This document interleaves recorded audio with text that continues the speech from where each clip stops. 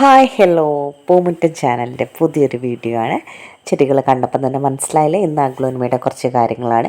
Aglaonema ചെടിക്ക് എപ്പം വളം ചെയ്യണം, എത്ര വളം ചെയ്യണം, എങ്ങനെയാണ് വളം ചെയ്യേണ്ടത്, എവിടെയാണ് വളം ഇടട്ട് കൊടുക്കേണ്ടതെന്നൊക്കെ പറഞ്ഞ് ഒരുപാട് പേര് ചോദിക്കുകയുണ്ടായി. അപ്പം നമ്മുടെ ചാനൽ മെയിനായിട്ടും നിങ്ങളുടെ സംശയങ്ങൾക്കുള്ള മറുപടി തന്നെയാണ്. അപ്പോൾ ഒന്നോ രണ്ടോ ആൾക്കാർ ചോദിക്കുമ്പോൾ അത് ഒരുപാട് പേർക്ക് ഉപകാരമാവുമല്ലോ എന്ന് വെച്ചിട്ടാണ് ഞാൻ അത് കണക്റ്റായിട്ടുള്ള വീഡിയോകൾ ചെയ്യുന്നത്. അപ്പോൾ നിങ്ങൾക്ക് എന്ത് സംശയം ഉണ്ടെങ്കിലും എൻ്റെ വാട്സപ്പ് നമ്പർ പലപ്പോഴും കൊടുക്കാറുണ്ട്, അതിൽ മെസ്സേജ് അയച്ചാൽ മതി കേട്ടോ. എന്നെക്കൊണ്ട് പറ്റുന്ന പോലെ എല്ലാ കാര്യത്തിനും ഞാൻ റിപ്ലൈ ഇടാറുണ്ട്. അപ്പോൾ ആദ്യമായിട്ട് കാണുന്ന ആളാണോ? അങ്ങനെയാണെങ്കിൽ പൂമുറ്റം ചാനൽ ഒന്ന് സബ്സ്ക്രൈബ് ചെയ്യുക കേട്ടോ. ഇത്രയും കാലം സപ്പോർട്ട് ചെയ്ത എല്ലാവരോടും നന്ദിയുണ്ട് കേട്ടോ. നമ്മൾ ചാനൽ തുടങ്ങിയിട്ട് ആകെ ഒരു മാസമായിട്ടേ ഉള്ളൂ. ഇതാ 2000 സബ്സ്ക്രൈബേഴ്സിന് അടുത്തെത്താറായി. അത്രയും വലിയൊരു സബ്സ്ക്രൈബേഴ്സൊന്നും ഞാൻ പ്രതീക്ഷിച്ചിട്ട് പോലും ഇല്ലായിരുന്നു. പക്ഷേ നിങ്ങൾ നല്ല സപ്പോർട്ടാണ് തന്നെ. ഈ ഈ ഒരു കാര്യത്തിൽ എനിക്ക് എൻ്റെ എക്സ്പീരിയൻസിലുള്ള മനസ്സിലായ കാര്യങ്ങളാണ് ഞാൻ വീഡിയോയിൽ ഷെയർ ചെയ്തത്. പക്ഷേ എന്നിരുന്നാൽ പോലും നിങ്ങളെ വീഡിയോ കണ്ടതിന് ശേഷം എനിക്ക് അഗ്ലോനിമ വീണ്ടും വളർത്താൻ താല്പര്യം വന്നു. ആ പോട്ടി മിക്സ് സൂപ്പറാന്നൊക്കെ പറഞ്ഞ ആളുകൾ മെസ്സേജ് അയക്കുമ്പോൾ ഒരുപാട് സന്തോഷമായിട്ട് എനിക്ക് തോന്നുന്നത്. നമ്മൾ പറയുന്ന അത്രയും മനസ്സിലാവുന്നുണ്ടെന്നൊക്കെ പറയുമ്പോൾ എന്നെ പോലെ സാധാരണ ഒരാൾക്ക് വലിയൊരു അംഗീകാരം തന്നെയാണിത്. അപ്പോൾ നമുക്ക് വേഗം വീഡിയോയിലേക്ക് പോകാവേ. നമ്മൾ അഗ്ലോനിമ ചെടിയുടെ വളത്തിൻ്റെ വീഡിയോ ആണിത്. വളം എപ്പോൾ കൊടുക്കണം, എങ്ങനെ കൊടുക്കണം, അങ്ങനെയൊക്കെയാണ്. പിന്നെ ഒരു കാര്യം പ്രത്യേകമായിട്ട് പറയാം, അഗ്ലോനിമ ചെടി വളം മാത്രം കൊടുത്തെന്ന് വിചാരിച്ച് നന്നായിട്ട് വളരത്തില്ല.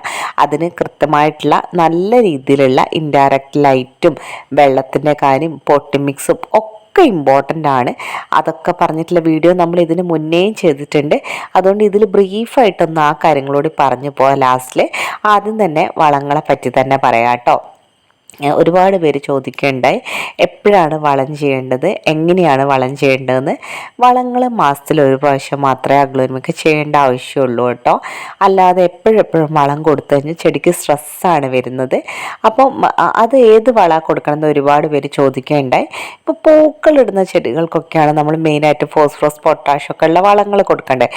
ഇലച്ചെടികൾക്ക് നൈട്രജൻ കണ്ടൻറ്റുള്ള വളങ്ങൾ തന്നെ നല്ലതാണ്. ഇലകളുടെ വളർച്ചയും തണ്ടിൻ്റെ വളർച്ചയ്ക്കും നൈട്രജൻ കണ്ടൻറ്റുള്ള വളങ്ങളാണ് വേണ്ടത്. അപ്പോൾ നമുക്ക് എളുപ്പത്തിൽ കിട്ടാവുന്ന ചാണകപ്പൊടിയോ കമ്പോസ്റ്റോ വേർമി കമ്പോസ്റ്റോ അല്ലെങ്കിൽ നമ്മുടെ പുറത്തുനിന്ന് വാങ്ങിക്കുന്ന എപ്സം സോൾട്ട് പോലെയുള്ള കാര്യങ്ങളോ നമുക്ക് ചെടിയുടെ വളർച്ചയ്ക്ക് ഉപയോഗിക്കാം കേട്ടോ. പിന്നെ കെമിക്കൽ വളങ്ങൾ തന്നെ വേണമെന്ന് ആഗ്രഹിക്കുന്നവർക്ക് NPK 18 ധാരാളമാണ്, അതും കൊടുക്കാവുന്നതാണ്. അപ്പോൾ ഇത്തരം വളങ്ങളാണ് അഗ്ലോനിമയ്ക്ക് ഏറ്റവും നല്ലത്. ഓർഗാനിക് തന്നെയാണ് ഞാൻ സജസ്റ്റ് ചെയ്യുക. നമ്മുടെ എല്ലാ അഗ്ലോനിമ ചെടികൾക്കും നമ്മൾ ഓർഗാനിക് വളങ്ങൾ തന്നെയാണ് ഉപയോഗിക്കുന്നത്. അപ്പോൾ നിങ്ങൾ ചോദിക്കും, നിങ്ങൾ അഡീനിയം വീഡിയോയ്ക്കും റോസിൻ്റെ വീഡിയോയ്ക്കും ഫുൾ കെമിക്കൽ വളങ്ങളാണല്ലോ സപ്പോർട്ട് ചെയ്യുന്നത്? അതെ, ഞാൻ അങ്ങനെ തന്നെയാണ് സപ്പോർട്ട് ചെയ്യുന്നത്. കാരണം എന്താണെന്ന് വെച്ചാൽ അഗ്ലോനിമ ഒഴികെ ഇലച്ചെടി, കലാത്തിയ, അഗ്ലോനിമ, അങ്ങനെ നമ്മുടെ വീട്ടിലുള്ള എല്ലാ ഇലച്ചെടികൾക്കും അത്തരം വളങ്ങൾ നിർബന്ധമില്ല. ഇപ്പോൾ നമുക്ക് റോസാണെങ്കിലും വീട്ടിലുള്ള വളങ്ങൾ, ഇപ്പം ചാണകപ്പൊടി മാത്രമാണ് ഇടുന്നതെങ്കിൽ ചിലപ്പോൾ 2-3 പൂക്കളാണ് വരിക. അപ്പം നമുക്കത് പോരാ. നമുക്ക് എത്ര വേണോ? നമുക്ക് 10 പൂക്കൾ കാണുകയും ചെയ്യണം. നമ്മൾ ആൾക്കാർ കാണുമ്പോൾ എന്ത് ഭംഗിയാ പറയണം, അതെനിക്ക് ആഗ്രഹമാണ്. അപ്പോൾ നമ്മൾ ഈ ചാണകപ്പൊടിയും കമ്പോസ്റ്റും ഒന്നും ഇട്ടെന്ന് വെച്ചൊന്നും അങ്ങനെയൊന്നും വരത്തില്ല. പ്രത്യേകിച്ച് അഡീനിയം പോലുള്ള ചെടികൾക്ക് നമ്മളെ വീട്ടിൽ എന്ത് നമ്മൾ ഇട്ടാലും നിറഞ്ഞ ഇല കാണാതെ പൂ വരത്തില്ല. അപ്പം നമുക്ക് അങ്ങനെയുള്ള കാര്യങ്ങൾക്ക് നമ്മൾ കെമിക്കൽ വളങ്ങളാണ് സപ്പോർട്ട് ചെയ്യുന്നത്. പക്ഷേ ഓരോ ചെടിക്കും വേണ്ട കാര്യങ്ങളുണ്ട്. ഇപ്പോൾ അഗ്ലോനിമ പോലുള്ള ചെടിക്ക് NPK പോലും നിർബന്ധമില്ല എന്നാണ് എൻ്റെ എക്സ്പീരിയൻസിൽ എനിക്ക് മനസ്സിലായിട്ടുള്ളത്. നമ്മുടെ വീട്ടിലുള്ള ചാണകപ്പൊടിയോ കമ്പോസ്റ്റോ അല്ലെങ്കിൽ ഈ വെജിറ്റബിൾസോ പീൽസൊക്കെ ഇട്ടിട്ടുള്ള വെള്ളമില്ലേ, അത് ആഴ്ചയിൽ ഒരു ദിവസമേ കൊടുക്കാവുള്ളൂ. സ്ഥിരമായിട്ട് കൊടുത്തു കഴിഞ്ഞാൽ ചെടി നശിച്ചു. പക്ഷേ അത് തന്നെ വളരെ ഫലപ്രദമായിട്ടാണ് എൻ്റെ എക്സ്പീരിയൻസിൽ എനിക്ക് മനസ്സിലായിട്ടുള്ളത്.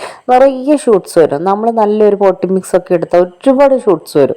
ഒരു ബുദ്ധിമുട്ടുമില്ല. അഗ്ലോനിമ പോലുള്ള ചെടികൾ ബുഷി പോട്ടൊക്കെ വളരെ സിമ്പിളാണ്. അപ്പോൾ അതുകൊണ്ടാണ് കേട്ടോ അങ്ങനെ പറയുന്നത്. അപ്പോൾ പിന്നെ കുറേ കാര്യങ്ങൾ കൂടി പറഞ്ഞുതരാം. ഈ അഗ്ലോനിമ പോലുള്ള ചെടികളിൽ എവിടെയാണ് വളം ചെയ്യാമെന്ന് ഒരുപാട് പേര് ചോദിച്ചിട്ടുണ്ടായിരുന്നു. വളം ചെയ്യേണ്ടത് തണ്ട് ടച്ച് ചെയ്യാതെ കുറച്ച് നീക്കിക്കൊണ്ട് പോട്ടിൻ്റെ സൈഡിലൂടി മണ്ണ് ഇളക്കിയിട്ടാണ് വളം ചെയ്യേണ്ടത് കേട്ടോ. അങ്ങനെയാകുമ്പോഴാണ് ശരിയായ രീതിയിൽ വളം എഫക്റ്റായി വരുന്നത്. പിന്നെ ചാണകപ്പൊടി പോലുള്ള കാര്യങ്ങൾ തണ്ട് ടച്ച് ചെയ്തുകൊണ്ട് കുമിഞ്ഞങ്ങ് ഇട്ട് കഴിഞ്ഞാൽ എന്താന്ന് വെച്ചാൽ ഫംഗസിൻ്റെ പ്രശ്നം ചിലപ്പോൾ വരും. കാരണം തണ്ടുകളിൽ ഇങ്ങനെ കിടക്കുകയും വെള്ളം നനച്ചു കൊടുക്കുകയും അത് ബുദ്ധിമുട്ടാവും. അപ്പോൾ എപ്പോഴും ചട്ടിയുടെ സൈഡിലൂടെയുള്ള ഭാഗത്ത് മണ്ണിളക്കിയിട്ട് വളം ഇട്ട് കൊടുക്കുകയാണ് നിങ്ങൾ ചെയ്യേണ്ടത് കേട്ടോ. പിന്നെ നമ്മൾ നല്ല സ്ട്രെസ്സിൽ നിൽക്കുന്ന പോലെ ഇങ്ങനെ മണ്ണ് കെട്ടി നിൽക്കുന്ന പോലത്തെ ഒരു പോട്ടാണ് നിങ്ങൾക്കെങ്കിൽ നിങ്ങൾ മണ്ണ് നന്നായിട്ട് കുത്തി ഇളക്കണം. എന്നിട്ട് വളം ചെയ്താൽ മാത്രമേ വളം പിടിക്കത്തുള്ളൂ കേട്ടോ. അതും പ്രത്യേകമായിട്ട് ശ്രദ്ധിക്കുക. പിന്നെ ഡ്രൈനേജ് ഹോൾ ഇല്ലാത്ത ഒരു പോട്ടാണ് നിങ്ങൾ എടുക്കുന്നതെങ്കിൽ നിങ്ങൾ എന്ത് വളം ചെയ്തിട്ടും ഒരു കാര്യമില്ല, ആ ചെടി നിങ്ങളുടെ കയ്യിൽ നിന്ന് പോയിപ്പോ. കാരണം എന്താണെന്ന് വെച്ചാൽ നമ്മുടെ അഗ്ലോനിമ ചെടികൾക്ക് ഡ്രൈനേജ് ഹോൾ ക്ലിയർ ആയിരിക്കണം എന്നുള്ളത് വെരി ഇമ്പോർട്ടൻ്റ് ആയിട്ടുള്ള കാര്യമാണ്. ഡ്രൈനേജിലൂടെ കൃത്യമായി വെള്ളം ഇറങ്ങി പോകുന്നുണ്ടെന്ന് ഉറപ്പ് വരുത്തണം. അതല്ലെങ്കിൽ ചെടി നട്ടൊരു 2-ാമത്തെയോ 3-ാമത്തെയോ കൊല്ലം റൂട്ട് റോട്ട് വരും. പിന്നെ അതിന് തീരെ റൂട്ട് റോട്ട് വരാതിരിക്കാൻ നമുക്ക് ചെയ്യാൻ പറ്റുന്ന ഒരു ഐഡിയ എന്താണെന്ന് വെച്ചാൽ പൊട്ടി മിക്സിൽ ഉമി ചേർത്ത് കഴിഞ്ഞാൽ പെട്ടെന്ന് തന്നെ വെള്ളം ഇറങ്ങിപ്പോവും. പ്രത്യേകിച്ചും ചരൽ കൂടിയ മണ്ണും മിക്സ് ചെയ്യുക. സാധാ കുഴഞ്ഞു പോകുന്ന മണ്ണിന് പകരം നിങ്ങൾക്ക് മണലുണ്ടെങ്കിൽ മണലിടുക, അതല്ലെങ്കിൽ ചരൽ കൂടിയ മണ്ണ്. ഇനിയിപ്പോൾ ചരലും കൂടിയില്ലെങ്കിൽ എംസൻറ്റ് പോലുള്ള കുറച്ച് ചെറിയ ചെറിയ കല്ലുണ്ടാവില്ലേ, ഐ മീൻ മെറ്റൽ, കുഞ്ഞു മെറ്റൽ, അങ്ങനത്തത് മിക്സ് ചെയ്താൽ മതി. വളരെ കുറഞ്ഞ അളവിൽ അങ്ങനെയുള്ള കാര്യങ്ങൾ മിക്സ് ചെയ്തിട്ട് ഉമിയും ഇട്ടിട്ടുള്ളൊരു പോട്ട് മിക്സ് ആണെങ്കിൽ ഒരിക്കലും മണ്ണ് കുഴഞ്ഞു പോകത്തില്ല. അതിങ്ങനെ വേറിട്ട് തട്ടി 1-2 കൊല്ലം കഴിഞ്ഞാൽ നമ്മൾ തട്ടുമ്പോൾ പൊടിയായിട്ട് തൊഴിഞ്ഞു വീഴും പോട്ടി മിക്സ്.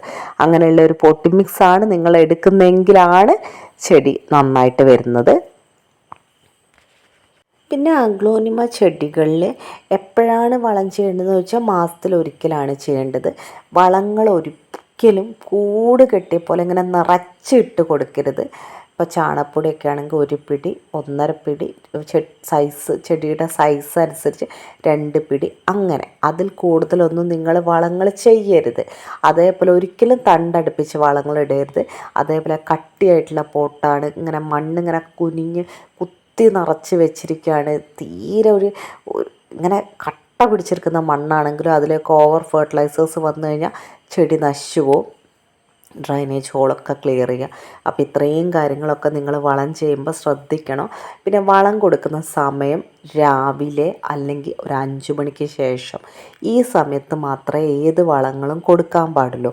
ഉച്ചയ്ക്ക് പൊരി വെയിലത്തൊന്നും വളങ്ങൾ കൊടുക്കരുത്. അതാണ് എനിക്ക് മനസ്സിലായിട്ടുള്ളൊരു കാര്യം. ഇപ്പോൾ ഇലകൾ പെട്ടെന്ന് കരിഞ്ഞു പോകുന്നുണ്ട്. ഒരു 10 മണിയുടെ വെയിൽ കൊണ്ടാൽ പോലും. അപ്പോൾ ഒന്നെങ്കിൽ വളരെ നല്ല രാവിലെ അല്ലെങ്കിൽ വൈകുന്നേരം മാത്രം ശ്രദ്ധിക്കുമല്ലോ. പിന്നെ എനിക്ക് മനസ്സിലായിട്ടുള്ള ഒരു കാര്യം, ചെടിയുടെ പ്രായം ഒരു പ്രധാനപ്പെട്ട ഒരു കാര്യമാണ് വളം ചെയ്യുമ്പോൾ എന്നാണ്. ചെറിയ ചെടികൾക്ക് കുറച്ചളവിലേ കൊടുക്കാൻ പാടുള്ളൂ. ആ സ്ഥലത്ത് നല്ല ബുഷിയായിട്ടുള്ളൊരു പോട്ടാണ്, ഒരുപാട് ഷൂട്ട്സൊക്കെ ഉണ്ടെങ്കിൽ നമുക്ക് അതിൽ ഒരു 1-2 പിടി വരെ വളങ്ങൾ ഇടാം. മറ്റേതാകുമ്പോൾ ഒരു കുഞ്ഞ് സ്പൂൺ വളേ ആവശ്യമുള്ളൂ. ചെടിയുടെ ഏജ്, ചെടിയുടെ സൈസ് ഒക്കെ നോക്കിയിട്ട്, പോട്ടിൻ്റെ സൈസ് ഒക്കെ നോക്കിയിട്ടാണ് നമ്മൾ വളങ്ങൾ ചെയ്യേണ്ടത്. അപ്പോൾ ഇത്രയും കാര്യങ്ങളൊക്കെ ശ്രദ്ധിച്ചിട്ടാണ് നമ്മൾ വളങ്ങൾ ചെയ്യുന്നത്. മാസത്തിലൊരു പ്രാവശ്യം മാത്രമേ ആവശ്യമുള്ളൂ.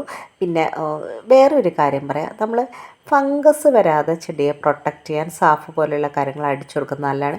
മഞ്ഞ ഇലകൾ, രോഗബാധിത ഇലകളൊക്കെ ഉണ്ടെങ്കിൽ അത് വെട്ടി ഒഴിവാക്കി കഴിഞ്ഞാൽ നല്ലതാണ്. ചെടി ഹെൽത്തി ആയിരിക്കും. ആവശ്യമില്ലാതെ ഊർജ്ജം ആ ഒരു ഇലകളിലേക്കും കൂടി പോകേണ്ട ആവശ്യമില്ല. നല്ല ഹെൽത്തി ആയിട്ടുള്ള ഇലകളിലേക്ക് മുഴുവൻ ഊർജ്ജവും സംഭരിക്കുമ്പോഴാണ് ചെടി പുതുതായിട്ട് അടിപൊളിയായിട്ട് വരുന്ന ലീവ്സും ഷൂട്ട്സും ഒക്കെ. പിന്നെ നല്ലൊരു പോട്ടി മിക്സിക്ക് ആവശ്യമായ പോട്ടി മിക്സും ഉമിയും നമ്മുടെ ചാനൽ വഴി കൊടുക്കുന്നുണ്ട്. ആർക്കെങ്കിലും അത് നമ്മുടെ പോട്ടി മിക്സിലും ഉമിയിലും ചെയ്ത് നോക്കണം എന്നുണ്ടെങ്കിൽ ഞാനായിട്ട് കോൺടാക്ട് ചെയ്താൽ മതി, വാട്സപ്പ് ചെയ്യുമോ കേട്ടോ. കട്ടിയായ ഒരു നല്ലതല്ലാത്ത പ്രത്യേകിച്ച് ഒരു വളങ്ങളും എഫക്റ്റ് ഇല്ലാത്ത ഒരു രീതിയിലുള്ള ഒരു പോട്ടി മിക്സാണ് എടുക്കുന്നതെങ്കിൽ നിങ്ങൾ പിന്നീട് ചെടി വളർന്ന് വന്നിട്ട് 6 മാസം കഴിഞ്ഞിട്ടോ 1 വർഷം കഴിഞ്ഞിട്ടോ എന്ത് ചെയ്തിട്ടോ ഒരു കാര്യമില്ല. ബേസ് എപ്പോഴും പോട്ടി മിക്സ്. ഈ വീഡിയോ വളങ്ങളെ പറ്റിയിട്ടുള്ള വീഡിയോ ആയിരുന്നു. അത് വിചാരിച്ച് നിങ്ങളുടെ കയ്യിൽ മറ്റ് ചെടികൾക്ക് NPK പോലുള്ള വളങ്ങളുണ്ടെങ്കിൽ നിങ്ങൾക്ക് മാസത്തിലൊരു വട്ടം വളരെ കുറഞ്ഞ അളവിൽ ഈ ഒരു പ്ലാന്റിന് അത് കൊടുത്തു വെച്ച് കുഴപ്പമൊന്നുമില്ല. പക്ഷേ ഓർഗാനിക് വളങ്ങൾ തന്നെ വളരെ ഫലപ്രദമാണ് ചെടിക്ക് എന്നാണ് എൻ്റെ ഒരു എക്സ്പീരിയൻസിൽ എനിക്ക് മനസ്സിലായിട്ടുള്ളത്. ഈ വീഡിയോ ഉപകാരപ്രദമായിട്ടുണ്ടെങ്കിൽ എന്നെ സബ്സ്ക്രൈബ് ചെയ്യാൻ മറക്കരുത്. നിങ്ങളുടെ ചെടികൾ ഇഷ്ടപ്പെടുന്ന ഫ്രണ്ട്സിന് ഷെയർ ചെയ്തേക്കണേ. Thank you. വീണ്ടും വരാം. Bye bye.